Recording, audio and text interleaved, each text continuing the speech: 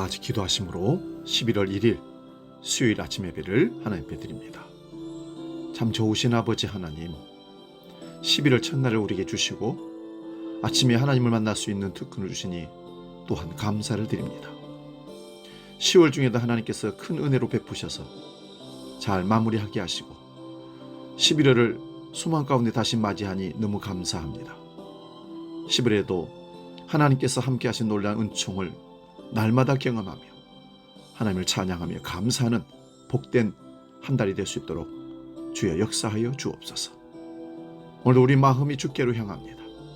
우리에게 하신 말씀을 허락하시고 그 말씀을 따라 순종하며 나갈 때 아름다운 신앙의 열매들 주렁주렁 맺혀가는 복된 11월이 되게 하여 주옵소서. 이제는 사도신경으로 신앙 고백합니다.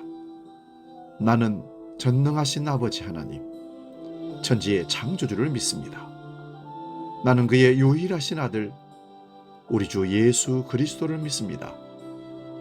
그는 성령으로 잉태되어 동정녀 마리아에게서 나시고 본디오 빌라도에게 고난을 받아 십자가에 못 박혀 죽으시고 장사된 지 사흘 만에 죽은 자 가운데서 다시 살아나셨으며 하늘에 오르시어 전능하신 아버지 하나님 우편에 앉아 계시다가 거기로부터 살아있는 자와 죽은 자를 심판하러 오십니다. 나는 성령을 믿으며 거룩한 공교회와 성도의 교제와 죄를 용서받는 것과 몸의 부활과 영생을 믿습니다. 아멘.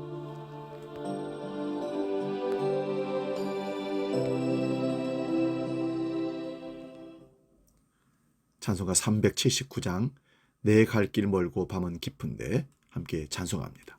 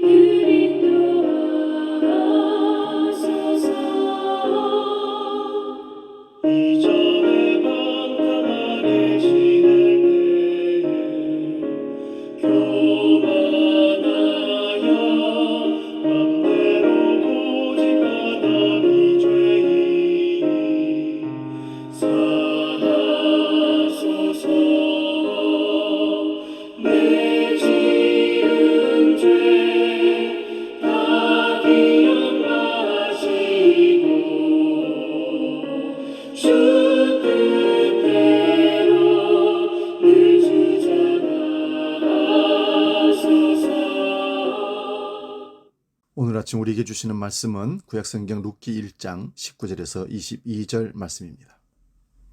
구약성경 403면에 있습니다.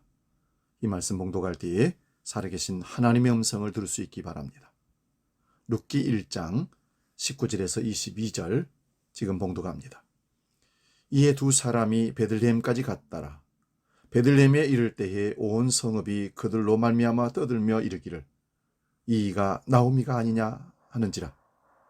나오미가 그들에게 이르되 나를 나오미라 부르지 말고 나를 마라라 부르라. 이는 전능자가 나를 심히 괴롭게 하였음이라. 내가 풍족하게 나갔더니 여호와께서 내게 비어 돌아오게 하셨느니라. 여호와께서 나를 징벌하셨고 전능자가 나를 괴롭게 하셨거늘 너희가 어찌 나를 나오미라 부르느냐 하니라.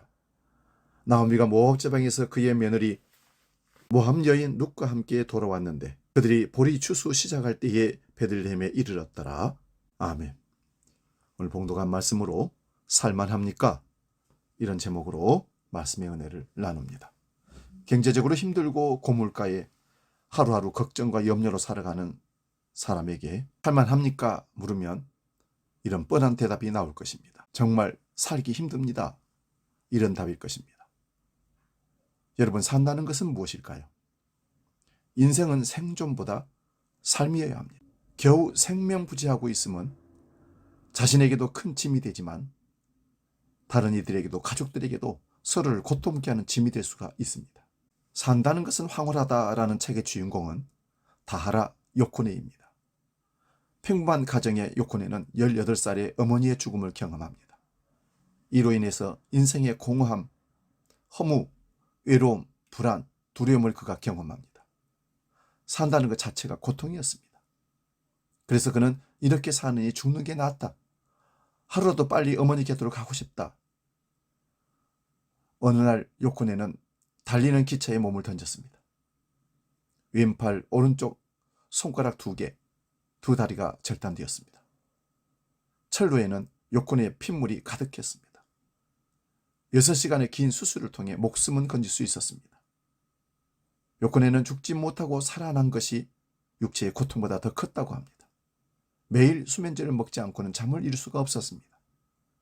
그러던 그녀의 운명을 바꿀 만한 만남이 있었습니다. 병원 선교사 맥클로이 통역사인 다하라 아키도시라는 청년이었습니다. 아키도시는 매일 병원에 찾아와서 따뜻한 미소와 함께 전도지를 요코네에게 전해줍니다. 도대체 저 사람은 뭐가 그리 행복한 것일까? 요코네는 처음으로 살고 싶어졌습니다. 하나님은 당신이 무엇인가 훌륭한 일을 할 수 있을 것으로 생각합니다. 당신의 모습 그대로를 사랑하십니다. 하나님은 당신을 살리기 위해서, 행복을 주기 위해서 예수 그리스도를 이 땅에 보내셨습니다. 그리고 당신을 구원하기 위해 십자가에 돌아가셨습니다. 당신이 이 일을 사실로 믿고 받아들인다면 승리 가운데 살게 될 것입니다. 고뇌는 그리스도가 정말로 그런 분이라면 한 번쯤 나의 인생을 걸어볼 가치가 있겠다는 마음이 생겼습니다. 부터 죽을 한 숟갈 떠먹을 때의 맛은 지금도 잊을 수 없다고 말합니다. 밥이란 이렇게 맛있는 것이로구나. 산다는 것이 이처럼 기쁘고 황홀한 것이로구나. 그 후로부터 그녀는 한 남편의 아내로, 2아이의 엄마로 황홀한 인생을 살고 있습니다. 오늘 본문 룻기는 믿음의 정체성, 신앙의 정체성을 잃고 삶의 가장 밑바닥에서 처절한 고통을 경험한 한 가정 이야기를 다룬 이야기입니다. 혼돈의 시대, 베들레헴의 한 가정을 소개합니다. 바로 나오미 가정입니다. 이들은 더 나은 삶을 위해서 고향 베들레헴을 떠납니다. 이 땅을 버리고 겉보기에 좋았던 이방 땅 모압으로 내려갔습니다. 그러나 그들을 기다린 것은 풍요와 넉넉함이 아니라 저주와 사망이었습니다. 모압은 소돔성의 심판에서 롯의 아내가 그 저주받아 소금 기둥이 된 곳이 그 땅입니다. 하나님의 백성이 모압 땅에 가면 안 되는 것을 알고서도 나오미 가정은 살기 위해서, 육적인 삶을 유지하기 위해서 모압을 선택해서 내려갔습니다. 그들의 선택은 신앙적이지 않았습니다. 모압 땅에서 나오미 가정은 남편과 2 아들을 잃게 되죠. 경제적인 고통과 타향살이의 서러움은 이루 말할 수가 없었습니다.